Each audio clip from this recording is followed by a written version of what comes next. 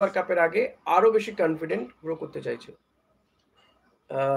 সাহেব, আমি স্টার্টিং 11টা কি হবে বললাম একবার, তবুও আপনার জন্য আরেকবার বলে দিই। গোলে দেবজিৎ মজুমদার, সেন্টার ব্যাকে কেভিন সিবেলে এবং লালচুংনুঙ্গা, দুপাশে একদিকে মোহাম্মদ রাকিব এবং জয় গুপ্তা খেলবে। জয় গুপ্তাকে আজকেই প্রথম ইস্টবেঙ্গল জার্সিতে খেলতে নামতে দেখব, তার ইস্টবেঙ্গল জার্সিতে অভিষেক হবে আজকে। এবার ডিফেন্সিভ মিডফিল্ডার হিসেবে খেলবেন মোহাম্মদ রশিদ, তারপরে সাউল এবং মিগুয়েল আছে মাঝমাঠে। 3 জন বিদেশি মাঝমাঠে খেলবে। 5 জন বিদেশিকে রেজিস্টার করানো হয়েছে, 4 জনকে তো খেলানো যাবেই। তো এক্ষেত্রে আমি যেটা বলছি তাতে হয়তো 5 জন বিদেশি হয়ে যাচ্ছে অলরেডি, তো 4 জন বিদেশিকে খেলানো যাবে। সেক্ষেত্রে হয়তো মোহাম্মদ রশিদ এবং মিগুয়েলকে দিয়ে ফার্স্ট হাফ শুরু হবে। ফ্রন্টে অতি অবশ্যই